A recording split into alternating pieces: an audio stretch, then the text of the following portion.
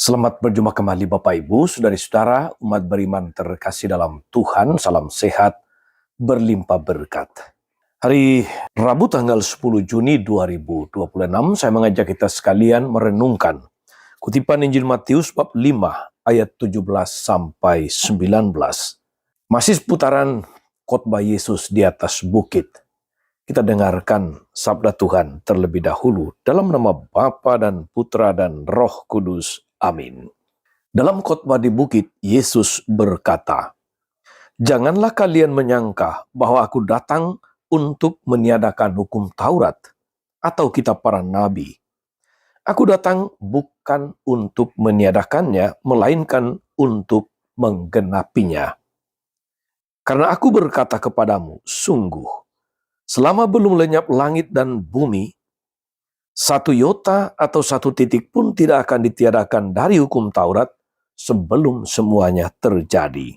Karena itu, siapa yang meniadakan salah satu perintah Taurat, sekalipun yang paling kecil, dan mengajarkannya demikian kepada orang lain, ia akan menduduki tempat yang paling rendah di dalam kerajaan sorga. Tetapi siapa yang melakukan dan mengajarkan segala perintah Taurat, ia akan menduduki tempat tinggi di dalam kerajaan sorga." Demikianlah sabda Tuhan. Bapak, Ibu, saudari-saudara, umat beriman terkasih dalam Tuhan. Dalam banyak hal, Yesus sebetulnya sangat kecewa dengan para ahli Taurat dan orang-orang Farisi. Mengapa? Yesus kecewa karena mereka semua ini sebenarnya adalah orang-orang yang pintar, orang-orang pandai, orang-orang terpelajar, orang-orang cerdas. Jadi semestinya mereka tidak mengalami kesulitan dalam menangkap, dalam mengerti, dalam memahami apa yang diajarkan oleh Yesus. Mereka menaruh curiga, mereka menjadi antipati kepada Yesus karena mereka menyangka Yesus datang untuk mengubah atau meniadakan hukum Taurat. Memang mereka wajar menaruh curiga kepada Yesus, karena yang ada di benak mereka adalah ajaran-ajaran para imam yang telah memadukan cita-cita Taurat dan tradisi yang mereka hidupi sejak dulu kala. Saudari dan saudara, kemunculan Yesus dengan ajaran-ajaran yang cenderung menggugat kemapanan, menggugat tradisi yang telah mereka hidupi, yang telah mereka jaga, membuat mereka marah dan sekaligus nekat untuk menyingkirkan, bahkan membunuh Yesus. Tetapi menanggapi kenyataan ini, Yesus berani mengatakan, sebagaimana kita dengar dalam kutipan Injil yang berisi ajaran Yesus dalam khotbah di bukit. "Jangan kamu sangka aku datang meniadakan hukum Taurat atau kitab para nabi. Aku datang justru untuk menggenapinya." Saudari-saudara, umat beriman terkasih dalam Tuhan. Apa pesan, apa inspirasinya untuk kita yang hidup pada zaman ini? Dunia kita sekarang ini, saudari-saudara, penuh dengan banyak orang cerdas, banyak orang pintar, banyak orang terdidik, terpelajar, banyak intelektual. Tetapi ironisnya, semakin banyak orang pintar, semakin banyak persoalan yang muncul dan membingungkan kita. Coba kita lihat, saudari-saudara, persoalan-persoalan yang timbul akhir-akhir ini, persoalan di sekitar politik, ekonomi, sosial, keamanan, dan lain-lain. Sepertinya para orang pintar kewalahan mengatasi masalah-masalah ini. Mengapa begitu? Karena banyak orang pintar sekarang lebih memiliki potensi curiga, memiliki prasangka terhadap realitas kebenaran yang secara esensial dapat membantu perkembangan, dapat membantu kemajuan hidup kita. Orang-orang yang berani memperjuangkan kebenaran, yang berani memperjuangkan keadilan, justru dianggap pembangkang, justru dianggap sebagai antek-antek asing, justru dianggap sebagai musuh yang harus dibungkam. Kita lihat saudara-saudara, baik di dunia nyata maupun di dunia maya, bagaimana kritik-kritik terhadap pemerintah penyelenggara negara ini yang ditanggapi, direspon seakan-akan memusuhi pemerintah. Seakan-akan adalah kaki tangan orang asing. Betapa banyak orang pintar di Indonesia, betapa banyak orang-orang terpelajar di dalam pemerintah kita, tetapi susah mendengarkan masukan, sulit mendengarkan kritik. Akibatnya kita lihat saudara-saudari, bangsa kita gonjang-ganjing. Di tengah situasi ekonomi yang berat saat ini, rupiah semakin melemah, dolar semakin naik, harga-harga barang semakin meningkat.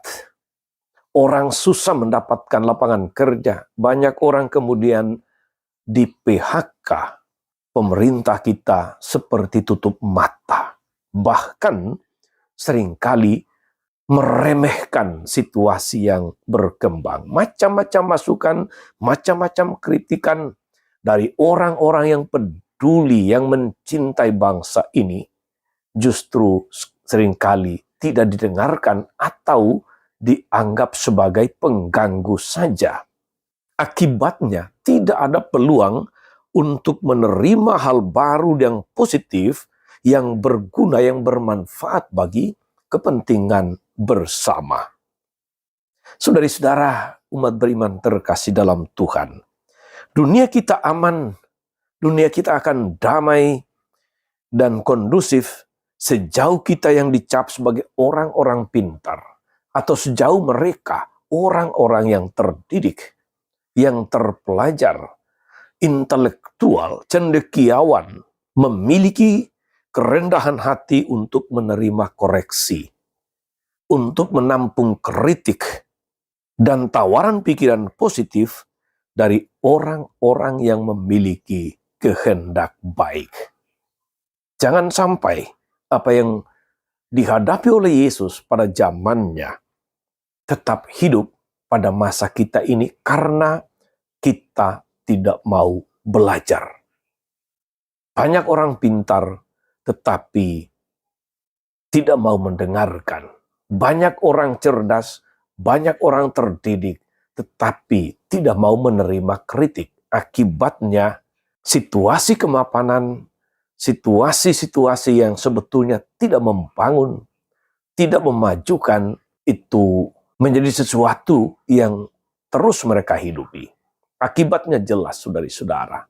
Negara kita gonjang-ganjing, korupsi merajalela, apalagi di program-program populis seperti makan bergizi gratis, seperti Koperasi Desa Merah Putih, yang duitnya ratusan triliun itu.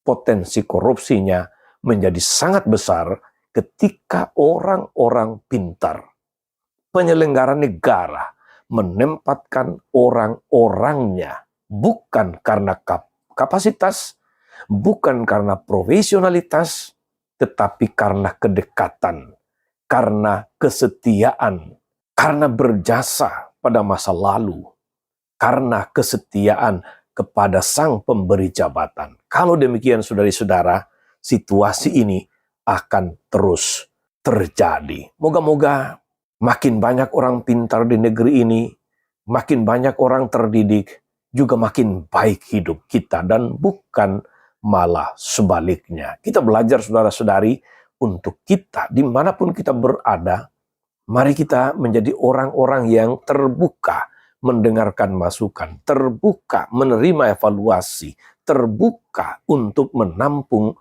koreksi-koreksi positif untuk membawa manfaat yang lebih baik kepada siapapun yang kita layani.